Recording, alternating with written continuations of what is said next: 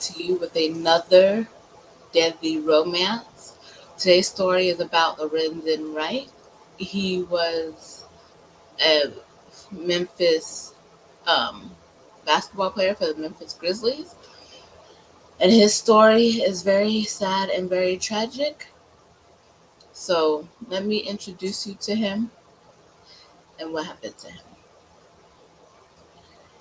His full name is Lorenzen Vern Gagne Wright.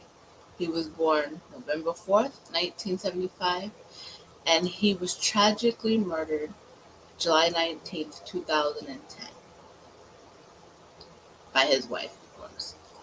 He has played for the LA Clippers, the Atlanta Hawks, the Memphis Grizzlies, the Sacramento Kings, and the Cleveland Cavaliers. The last team he played for before he was brutally murdered was the Memphis Grizzlies. So, when he was in college, he was he he played for the Utah Jazz. Well, he tried out, I should say, for the Utah Jazz professionally. He was raised in Oxford, Mississippi. He played for Lafayette High School in Mississippi before moving to Memphis, where he spent his senior year playing for Booker T. Washington High School. He played all levels of basketball in Memphis: high school, collegiate, and professional. His father, Herb, was also a basketball player who competed in Finland. Oh, it was his father who tried out for Utah Jazz. Um, when Lorenzen Wright was 7 years old, his father, Herb, was working for Memphis Police Department when he was paralyzed by a gunshot to the back. Um, by the time he was older, he was selected seventh by the LA Clippers in the 1996 NBA draft out of University of Memphis. On April 26, 1997, as a rookie, he scored what would be his postseason high, career high 17 points in a game 2 loss against the Utah Jazz, which was the, the team that his dad did tryouts for. Um, he scored a season high 32 points and grabbed 15 rebounds in an overtime loss to the LA Lakers. He moved on to the Atlanta Hawks in 1999, and during his career for that, he averaged a 2.4 point game during the 2000 to 2001 NBA season. He was traded to the Memphis Grizzlies on June 27th, 2001. Um, in 2000, he and three native Memphis players provided financial assistance to a Memphis orphan. I'm not going to name anybody, but whose tragic story garnered national attention. He also founded the Sierra Simone Wright Scholarship Fund after the death of his infant daughter in March of 2003. That same year, Lorenzen Wright returned to the University of Memphis to finish his degree. So that's a little bit about him. Now, he um, got married, went on to have another family, and was still playing basketball. And on July 18th, 2010, he left his home in Collierville, Tennessee, and he had neither been seen nor heard from again.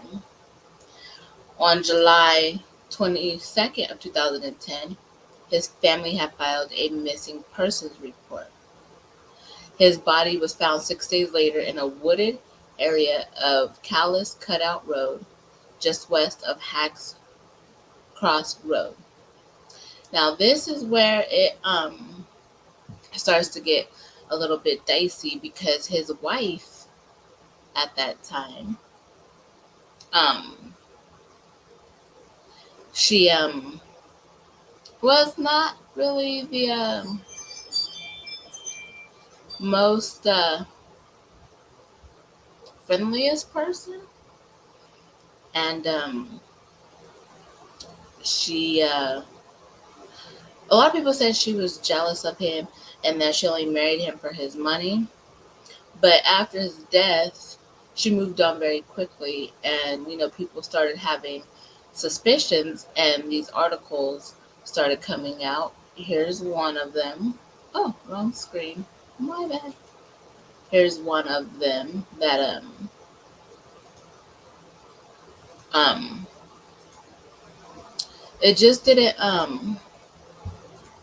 make any sense, all the different stories she was telling. She didn't have her facts straight. So with this, let's look at this. It says his mother is the one who had reported him missing, and his skeletal remains was found in a wooded area near a golf course. This story is called How Sierra Wright Orchestrated the Murder of Her Ex-Husband, NBA star Lorenzen Wright. Um, Now during, oh yeah, he had been dead for 9 days when the police cadaver dogs found him. He was decomposed. Um, he was shot twice in the head, twice near his heart, and once in his forearm, according to the autopsy report that was released 4 months later. Now, during the investigation, his wife told the investigators that he left their home in Collierville, Tennessee, to conduct a possible drug deal, and that was the last time that she had saw him. And that he was carrying a unspecified amount of money, according to news reports at the time. Shortly after midnight on July 19th, a 911 call was made from his phone. The dispatcher who received the call only heard gunshots, and then the line went dead. So they pretty much captured his murder on the phone. Um, you could go check out the episode if they have it on A&E Killer Cases on October 22nd, 2020. It took a long time to find it, but that's a sick, sick, sick, sick woman that you would sit there and, yeah, they have been together for 13 years. Um, when they had divorced, and it was 5 months before his body was found. So she was in this. Either he didn't change his life insurance yet, or even maybe she took out a life insurance on him. And nobody knows what really actually happened. But what we do know is that she hired a hitman to kill him. And we don't know if the hitman was her supposed boyfriend, um, somebody that she had an affair with. We just know that two people so far were involved in his murder. And the wife is obviously, any spouse is obviously the first suspect.